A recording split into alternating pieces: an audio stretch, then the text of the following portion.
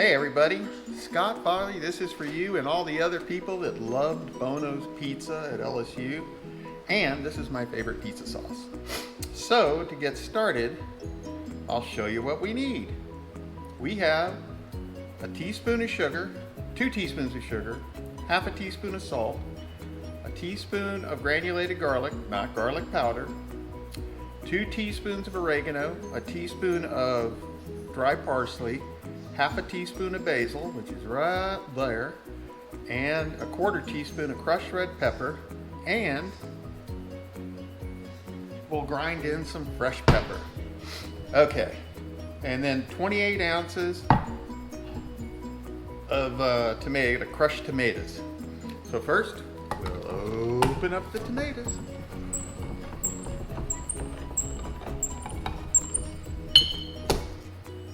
I love that sound.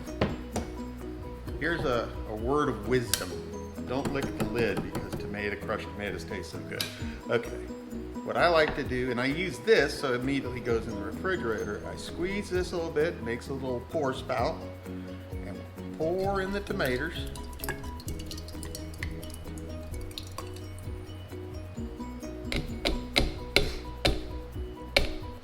Okay, then we'll take some water, usually about a half a cup, and you just want to rinse the can. And I use a chopstick to help me. Now, some people, if you want it thinner, add more water. If you want it thicker, don't add the water. Okay. All right. Now, we'll crack in some pepper. I like pepper. Isn't this a fancy pepper grinder? All right. So, that's about 6 turns or so. We'll add in our sugar and salt, our herbs and crushed red pepper, and our garlic. If you want more garlic, add more garlic. Okay. Now, we put the lid on. Blue plate mayonnaise lid fits a quart jar of Mason. Nice. And you shake. And you open it up. And just like that, you have Bono's pizza sauce. Now, all the measurements of the ingredients are to your liking. I like mine a little sweeter, the way we used to make it there. But so that's basically it. Part 2 is we're gonna make pizza crust, the pizza crust. And hopefully the Del Broccos don't mind, but there it is, Scott, the pizza sauce. Enjoy. Okie dokie, Bono's pizza crust to the best of my recollection. So, and scaling it way down. Okay, 1, and you notice, 2, 3. Gotten some flack about not scraping and shaking, and you know what? 300 years ago, it wasn't a science. It was an art. Okay, so 3 cups, all-purpose flour. We didn't have the high glutens and the all Trumps back in the 80s. Now that Trump's a bad word, it's just high gluten. We'll put in a tablespoon plus a teaspoon of sugar. See, that says sugar. My sugar. And then we're gonna add a teaspoon and a half. Oops, and a little more because, what's high blood pressure between friends? Okay, next, yeast. 1 teaspoon. You think I bake a lot? Look at that. Okay, and I created this mixture. It's called Yeast Excel. And it will take your dough from 0 to light speed quicker than you can blow a whistle. So I put a 1/4 teaspoon of that, and it's something that I might give you the recipe for, or because I do believe in capitalism, put it out for sale. Then we'll add 1 ounce of shortening. And a little more because, you know, it's good for you. All right, now we got everything in the bowl. We got the mixer set up. We turn it on, which, believe me, if you plug it in, it works better. But then again, that's just craziness. All right, take 2. I don't really care if it's a take 2 or 3. So we get it going. Everything we need's in the bowl. It's pizza. All right, and we add in 1.25 cups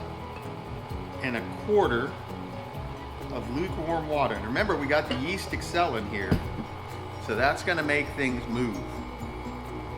Start off slow.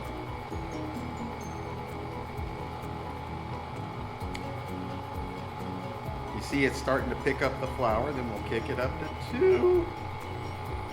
Nope, that's the release button. There we go. And now we just let it make its dough. It's like a kitten making biscuits, but a little more brutal.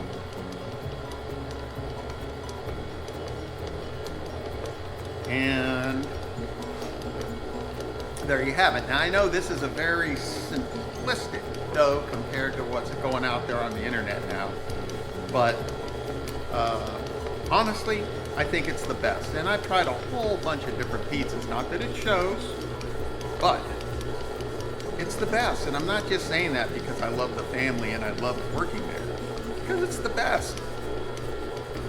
And you just let it keep going. Now, depending on your where you live, how much moisture's in the air, all that, you may have to adjust the water a little bit here or there. But give it a chance. See right now, whoops, that's the wrong way. This is called a shaggy dough. Ruh-roh. So next, we're gonna speed it up and we'll let it mix until it forms a smooth dough.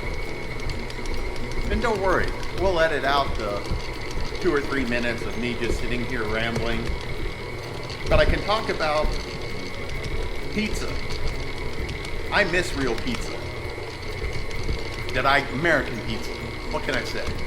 All this Renaissance pizza and Neapolitan style pizza and I don't know, $25 for a small pizza just because it has fresh basil on it, which is a weed that grows in my yard.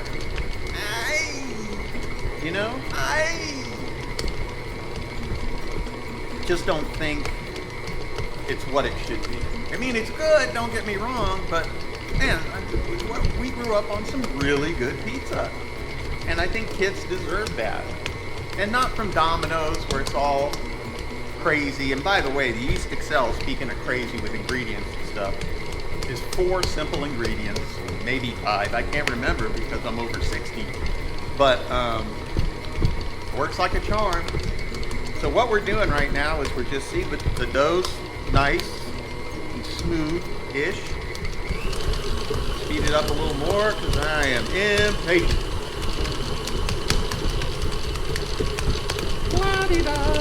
When the moon hits your eye like a big pizza pie, that's a lawsuit. Okay, now you see it's still a little lumpy, grumpy. So we'll let it mix around a little more. But I don't know if y'all can see directly in the bottom of the bowl. You can see the gluten starting to form as the dough tries to pull away from the center. Once that dough starts pulling away good, the dough's ready for the next stage. And it's getting there.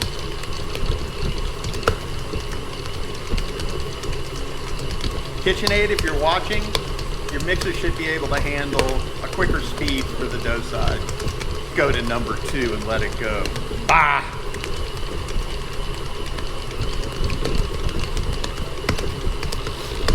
Obviously, if you have more dough, it'll take a little longer. This recipe doubles, triples, does everything it's supposed to do. Very easy, very simplistic, very delicious. If you don't want to use shortening, you can use olive oil, but you'll have to compensate for the variance in liquid.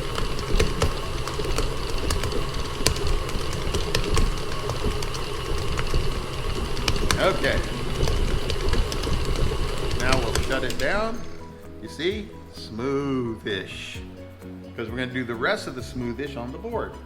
I'll be right back. I want to show y'all, you see the dough's up in the air. You see when I touch it, it's kind of sticky, but it just doesn't stick terribly. That's a nice dough. And it tastes good. Remove the Captain Hook. Remove the bowl. Scoot over ingredients. Remove the mixer. Can you tell the mixer doesn't normally go here? Ugh. All right. Now, we're going to pound the dough. Now, I thought this was key to Bono's Pizza. And I love this kneading method because it's 4 times easier than doing it the artisan way. And you can take out so much aggravation. Okay. The bowl's pretty clean. Not enough to make a pizza for a mouse. And we're going to pick it up and we're going to pound it. Literally. And once it starts stiffening up, you do double taps, which has a different meaning nowadays. And once it starts stiffening up from there, you can do 1, 2, 3. 1, 2, 3.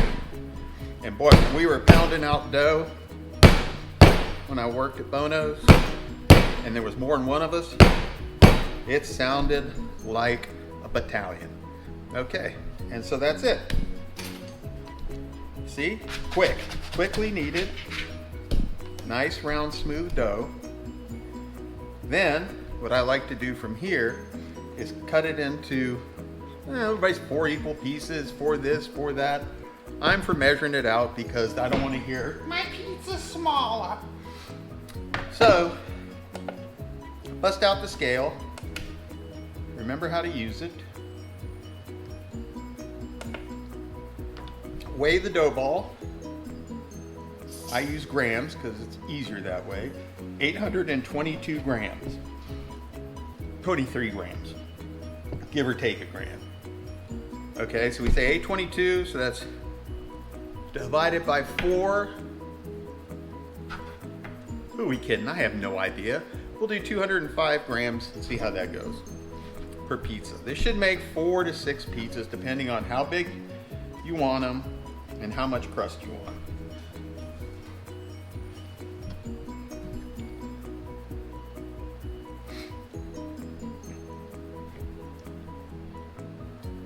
There we go, close enough for cigars. Okay, pick up your scraps. And we don't really need to sit here and you need to watch me do all this, but what the hell, that's what you're paying for. Okay, that's close enough for cigars. Okay, now this is gonna make a 10-inch pizza. Easy. And if I did the math right, thank you, LSU. If I did the math wrong, thank you, LSU. Okay. I mean, who is he? Okay, so now, guess what we do? We pound the dough. 1, 2, 3, 4, 5. Give it a little roll. Get out our pizza sheet, or little sheet pan. Love these. Squirt, squirt, squirt some vegetable oil. And stick it on there. And we'll come back.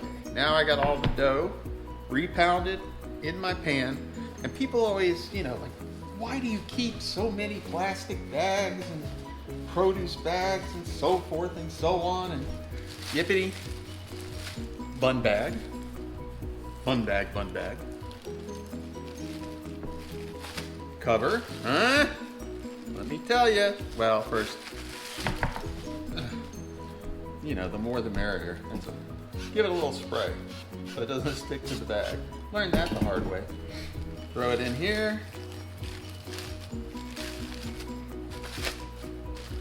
Close up the bag, and we'll put it in the fridge.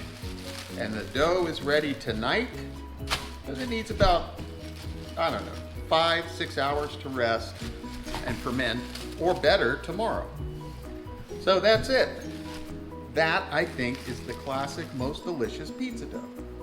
So there you have it. Bono's pizza at home. Oh, always use real cheese. Don't be lazy. Grate it yourself or buy it sliced. But the pre-grated stuff, there's either potato starch, cellulose, cornstarch. Something's in there to keep it from sticking together. And all that does is it makes the cheese less stringy and less melty. Love y'all. Next is going to be chicken and sausage gumbo. Not now though.